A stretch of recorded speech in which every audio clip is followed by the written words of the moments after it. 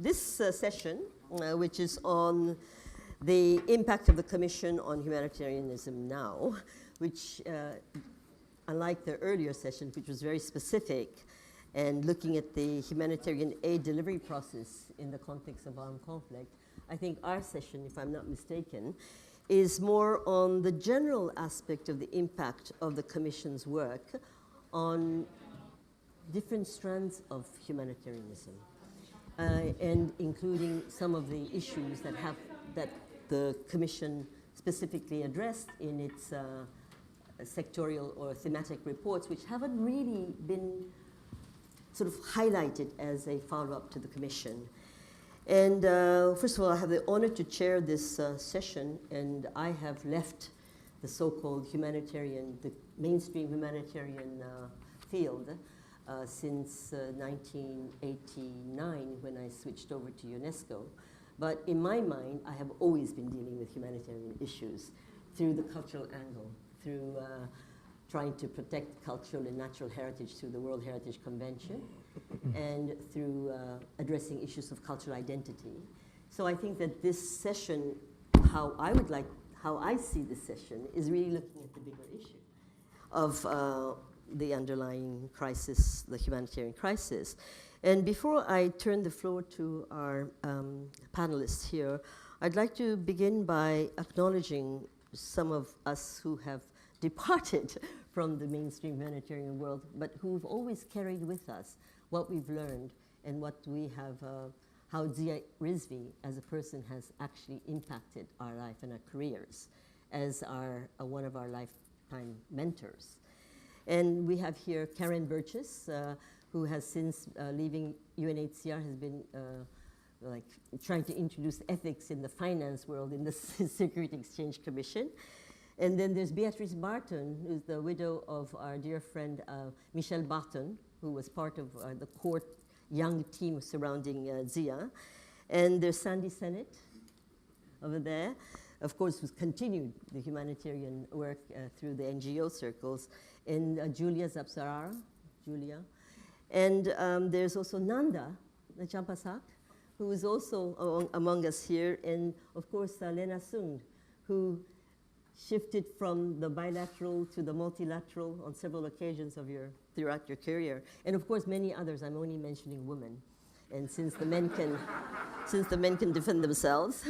But I think that we're all very convinced of the importance of the multilateralism. And as we discuss humanitarian aid delivery process or humanitarian issues today, I think Winning the Human Race, again, just before coming to this session, I mean, it is so unfortunately relevant today. And it's as though it was written last month, which is, I don't know whether we should be appraising ourselves for our foresight or whether we should be dismayed by how things have not progressed. So anyway, I'd like to turn the floor to Baroness D'Souza, who needs no introduction, of course, to many of you here. But my encounter with your work was through Article 19, because of UNESCO's work on the right for information. And my husband was a journalist. He's passed away. He's a journalist from Le Monde that I met in Bangkok at the time of the height of the Indo-Chinese crisis. And Baroness, I know that you've done a lot of work in terms of the whole process of from the emergency to the recovery phase and then also the reconstruction phase. And how do you see the humanitarian issues of today and how we're just ending up being caught in this protracted emergency phase and how we can't seem to even withdraw? Thank you so much, Minja. And needless to say, I'm really delighted to be here. And what I want to talk about is something which is an old chestnut. I want to bang on about it. Something which many of you here will have been battling with for most of your professional lives, and that is effective humanitarian assistance and the measurement of effective humanitarian assistance. I think that most of us would admit here that it is rather better to evaluate programs, certainly development aid projects, but also emergency ones than not, if only because what we want to know is what works and what doesn't, and with any luck, to be able to incorporate the lessons that are learnt into both policy and practice. And I certainly think that at this point one ought to say that the Department for International Development and ODI have been to the forefront of developing methodologies for evaluating the impact of humanitarian assistance. But all is not well in the world. All is not terribly well in the world. And why is it? Well, I mean, as we speak, the sky is full of aeroplanes which are themselves full of people, consultants, winging their way all over the world in order to opine and report and document and evaluate disasters and aid projects, which is good, but not always so good, because one would, I think, expect that humanitarian assistance would be getting better. And maybe to some extent that's true, but not sufficiently better. And one of the examples which has always struck me, because to some extent I was involved, and indeed something which the IBHI, in its former guise, was undoubtedly concerned with, is the example of Rwanda following the truly tragic genocide of 1994. There was a huge program of evaluation to see, not only what worked and what didn't work in the immediate context, but how it transferred itself into recovery programs. I mean, it was enormously expensive, which is one reason why aid agencies themselves are perhaps somewhat reluctant to evaluate all of their programs. Looking at the humanitarian assistance loan aspect of the Rwanda recovery program, let's call it that. And there were six different programs, but the humanitarian assistance one, I think, cost sort of $1 million and involved 20 experts at one point. The two clear lessons that I think came out of that evaluation, which was extremely thorough, was first of all that the NGOs involved themselves, but all the aid agencies themselves admitted that they needed to have much better evaluation of their own programs, what they put in, what they took out, what happened in the longer term. The other lesson, if you can call it that, was, or the other criticism, was that all the actors involved, and of course there were a huge number of actors involved, including the UN, there was the UNGA, ministries, governments, NGOs, was that, a clear lesson, there was a lack of coordination, a lack of leadership. This is extremely familiar to all of us, okay? Now, in the subsequent 15 years, or no, more than that, 20 years, we've not been short of disasters. There's been Haiti, there's been Irma, there's been Katrina, there's been the Nepalese earthquakes, and of course there's been the refugee crisis. And I have to say, and perhaps you might agree, that not very many lessons have been learned. And I particularly think about Haiti, which was, after all, evaluated really quite thoroughly. And 5 years after the hurricane itself, something like over 1 million people were still living in tents, despite the fact that only 2% of the money allocated for proper temporary housing had actually been spent. There was violence in the camps, there was sort of harassment of women, and ill behavior towards children. And I think that the head of UNESCO at that time was so enraged by the lack of appropriate response that she was reported to have said that what began as an international, as a humanitarian disaster, very fast became a disgraceful reflection of the international community. So I think that what we are here today, or at least what I'm here today is going to suggest, is that the IBHI might itself take this forward in particular ways. But before doing so, can I also say something very briefly about we all know that successful development projects are themselves a form of disaster preparedness. And there are many, many, many examples of that. And one of the examples that comes to mind is a program that was run in Indonesia over a period of 7 years. And the major purpose of the project was to enable local people in several very small villages to have better access to justice in order to deal with land disputes, with neighbor disputes, whatever they might be. And throughout that 7 years, the program was constantly, continuously assessed, and very small adjustments were made all the time. And what happened in the end was that that whole community of villages became empowered. And indeed, the project was so successful, and that many lawyers, senior lawyers throughout the country, were clamoring for it to be upscaled to the country as a whole, or indeed to become involved in that program. So what we're talking about here is a development project that empowered people, which in turn means that those people are better equipped to insist on better disaster preparedness or even a better response. It's community, it's collective community action, it is empowerment, and it's something that obviously all of us, I'm sure, agree with. But it doesn't happen as often as it might, and it particularly doesn't happen in the context where disasters tend to occur. So some of the things that it seems to me that the IBHI might be able to do is to, amongst many other things, we've had such interesting sessions today, is to provide some guidelines on the appropriate kind of evaluation in the emergency context. It is difficult, it's always difficult.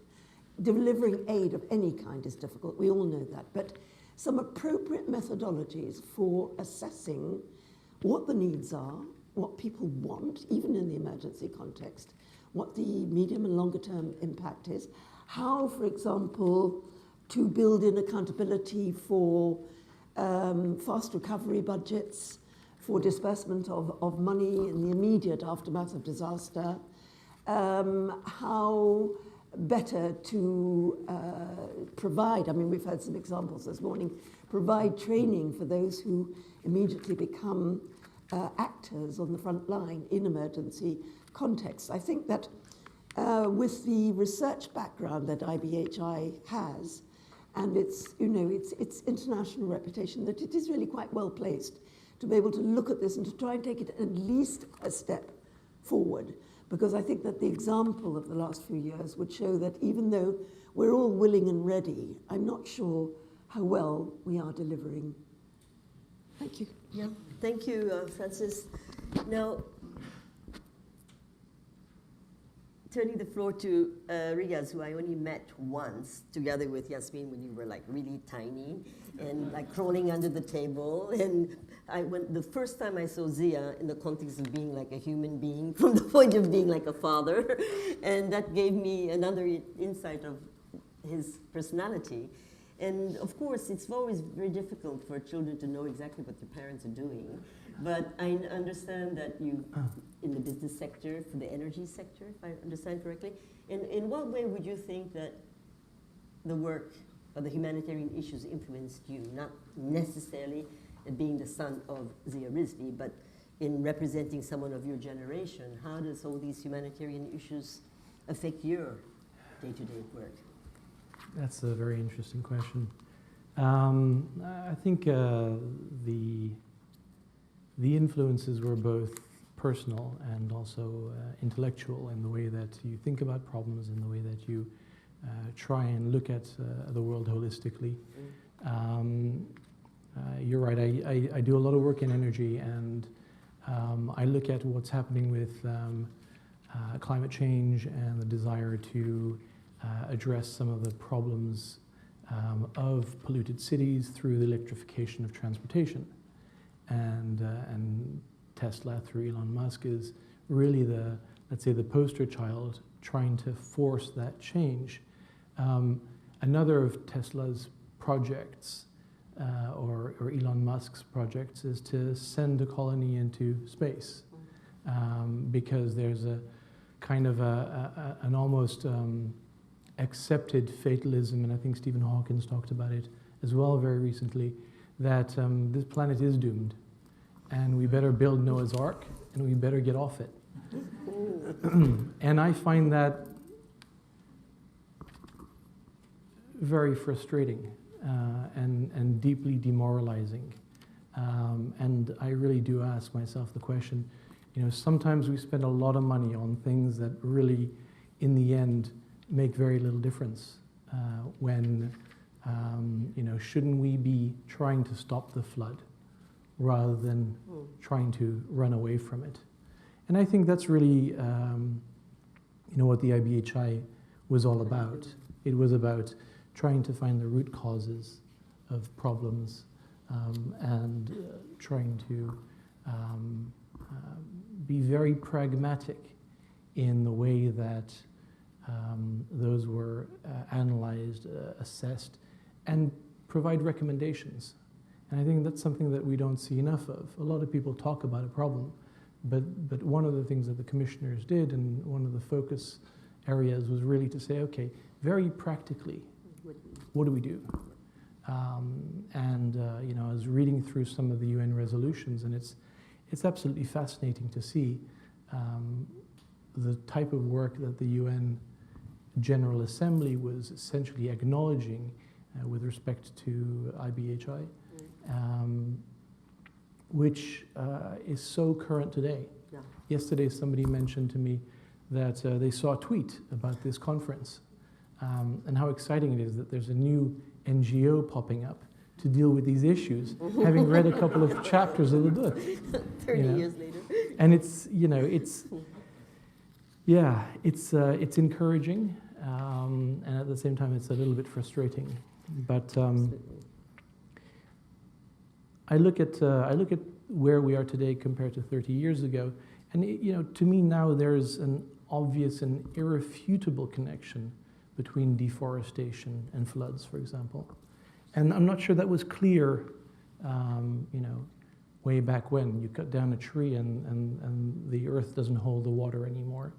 And if we look at the world today, I do think that there's a sense that we are much more in control of our fate.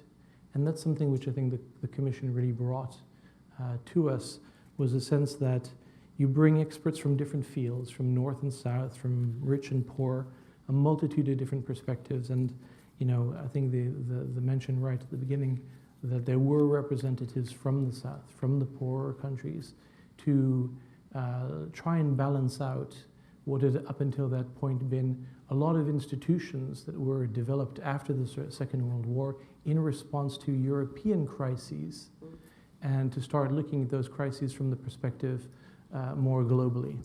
And you know, it's the same thing for us in energy. You know, that kind of thinking that the impact of our action stays within our borders is absolutely ridiculous, and it doesn't apply. So we have to take that sort of holistic view. One of the things that I thought was I guess, most reassuring about winning the human race was that in the end, most of the challenges that the planet face are man-made. And for me, far from being a depressing thought, I thought this is a great message of hope for us, because it tells us that essentially our future is largely in our hands, and there's a very practical set of targets and behaviors which we can basically adopt to try and redress some of those inequalities and some of those areas. One of the things I just wanted to touch on is I looked at some of the resolutions, and I thought it would be really kind of fun to read a few of them, just to put it in the context of are the recommendations of the IBHI and the ICIHI still relevant? So on modern wars, the General Assembly highlighted that despite the existence and comprehensive international framework, legal framework, civilians are increasingly being targeted to meet the military and politically objectives of belligerents. I mean, this is 30 years ago. Central to the Commission's work was the notion that it's becoming increasingly clear that there is an urgent need not only to promote greater awareness, but also to effectively address the underlying causes of humanitarian issues, to ensure that adequate responses with a view to preventing or mitigating the suffering of innocent victims takes place. So, back to the holistic point, third, and I've got four, third point from the General Assembly, key humanitarian issues, such as the right to humanitarian assistance and humanitarian access, calls for stronger links between emergency assistance and development aid, and between humanitarian issues and humanitarian rights. And the final one that I wanted to read out was, I think, very pertinent to the way that my father thought about the world and what needed to be done. A sound local capacity building program not only helps ensure the preparedness of the affected communities and countries, but also strengthens local structures during emergencies and accelerates the process of normalization. At the same time, enabling the local communities to handle future emergencies on their own and to reduce the loss of life and property. And I think that local capacity building element was so critical to the way that the Independent Commission thought and the IBHI thought. And the IBHI, for those of you who don't know that organization, took over from the ICIHI when it finished with its final report, Winning the Human Race, with a mandate to implement a lot of the recommendations. And we heard that from the first set of speakers that everyone was basically given that mantle. Go back to your country and make it, yours. Start to implement the recommendations of the IBHI. And as far as the IBHI was concerned, and this is where myself and Chris, who's here in the audience, did a little bit of volunteer work there. We were involved in basically taking a number of reports, a number of resolutions that pertained to the protection of minorities and individuals who are in a position of weakness relative to their state, and translate those documents, because at grassroots level, people didn't read the UN languages. No. And so there was a huge amount of emphasis put on translating and making people, educators, local government officials, people at grassroots level aware of, this is what your country has signed up to. This is what they're bound by. This is what they need to do for you. And this is before the internet. So, we were scanning and translating and giving books out. So I'm very excited about the ability of modern technology to disseminate the message in a much more sort of wide and pertinent way that people can search and find the information that they need. IBHI basically came to a halt when my father became ill. But what we've been doing for the last few months with the help of Dylan and Jeff and Martin is to take a lot of those documents and put them at least on ibhi.org, so that people have somewhere to go to find those documents. And if we're not reinventing anything, and if the problems that persist today are the same problems that we were dealing with 3,000 years ago, well, here's a couple of handbooks. Tweet that they're brand new if you want to, if it makes you feel better, but use them. And so that's one of the things that we're hoping to do with that initiative. Thanks, Riaz. I think really make this super summary of where I want Mark to get to, and this is my golden opportunity of revenge of someone who represented, we all started out in the muddy, refugee camps in Mairou to Kawidang, Sakeo, etc. But of course, Mark just went poof into the mainstream UN, the World Bank, the rich agencies where I was just like working in the poorest of all the UN agencies, trying to promote culture, dimension of development when, all these UNESCO culture missions were the first to be cancelled in the name of as a non-essential mission, you know. So I used to be very angry about these things, not necessarily against Mark as such, but of the agency that he represented. So taking the 4 points that Riaz mentioned in terms of what was mentioned in the UN General Assembly resolution, and then within the context of the bigger question that the Independent Commission tried to address in terms of improving humanity, it's a big one, and human well-being. At the same time, the greater concentration of the international humanitarian world in the delivery process. And while we all talk about the prevention, I mean, we don't have time for prevention. I mean, all the international money for humanitarian issues are just completely focused on the emergency, and being stuck in it and not even be able to get out. I mean, how are we ever going to get out of Afghanistan, for example, just to mention one out of potential many. And I'd like you to also touch upon this issue of this whole thing of the responsibility to protect, which in fact, Noam Chomsky years ago would talk about, refer to it as how it's an excess of righteousness, at the same time, interested benevolence, and how humanitarian aid is just one way from the powerful towards the weak. And also, and then everybody talks about this so-called, leave the actors to resolve their problems themselves in some ways after the emergency phase, and the so-called autonomous recovery.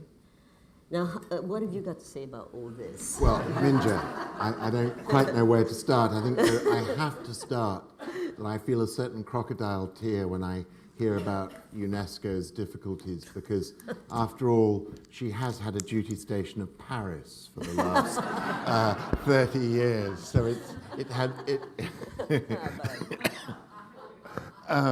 but let me just try and take at least the edge of it, given the few minutes left to us. And Riaz, thank you for that wonderful summary of the work and your father's work within that. Look, I think that we have, in many ways, as Francis sort of half allowed, but we've progressed in terms of, if I call it, humanitarian technique. For example, technology has had a huge impact which the Commission couldn't have foreseen. I mean, there's somebody here in the audience, another part of the mafia around Zia, who, has a group that tests refugee reactions to programs over cell phones. And Nick would confirm they didn't like the situation of Haiti housing at all, and because it was one of the things he tested. And so, there is, so it's not just drones, there's all sorts of technology. But in two particular ways, I think we've lost ground, and the very interesting comparison of Afghanistan and Syria, I think, demonstrates it. First, there was no such effort to sort of create the humanitarian consensus. And secondly, the governments simply, as in general, had betrayed humanitarianism in the interests of politics and security, if I can put it that way. So there was a real deterioration of, if you like, intergovernmental norms around this. And that brings me to Zia's own journey. When many of us here first started working with Zia, he was of the first generation of people from a country such as Pakistan who were enjoying the fruits of independence, of post-colonial rule, and who had a feeling that government could do anything. Now it was their government. And I, late in Zia's life, took him to dinner with me in Islamabad with a bunch of people who were both running the Pakistan government at the time and others who'd been with me at the World Bank.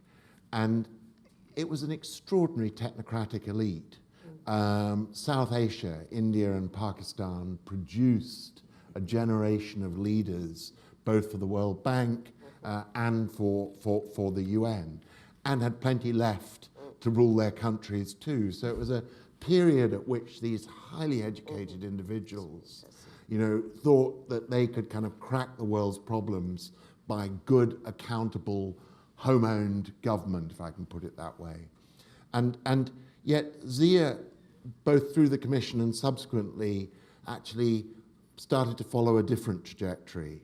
He, I think, became very disappointed in the performance of government. He suddenly realized it wasn't just the Western governments, that governments generally have a very bad habit of being captured by elites and simply not looking after the more marginal populations, whether they are refugees or marginalized people at home. And so he became, there was a flowering of enthusiasm for the very civil society that he'd been rather skeptical about when I first knew him. It was no longer that damn Oxfam or Save the Children. He suddenly realized it would become a much better, profounder expression of the will of peoples than often governments and their agents were. And so, you know, in that sense, I think if Zia was sitting with us here today on this panel, you know, he would say, you know, we cannot anymore entrust governments with solving the Syrias. He'd be appalled at the way the Security Council has captured the humanitarian agenda. It is a tremendous setback, as was said earlier. He'd certainly want to reverse that, but much broadly than that, I think he would want to see how do we mobilize modern civil society to create a absolute outrage and deep popular indignation around persistent problems like Syria, and how do we turn that outrage into political pressure on politicians to solve these problems? I mean, all I can say is here in Britain, you know, several foreign minister secretaries in a row have got away with intense hypocrisy around this issue, having their ambassadors wring their hands in the Security Council and being quite unwilling to make the political compromises that could have secured peace in Syria some years ago, and being particularly quite unwilling to lean on the US or use influence with the US to do that. So, you know, I think he'd be very angry. And hence the insertion of the word winning back, the word back, into the title of today's session, because yes, humanitarianism was very positively influenced and new ideas launched by the Commission, but the world has gotten a lot uglier. And I think his appeal to us would be, go out there and fight that. I think you're right. I think he would be. The last I saw him was when I was posted in India, in Delhi as the UNESCO rep there.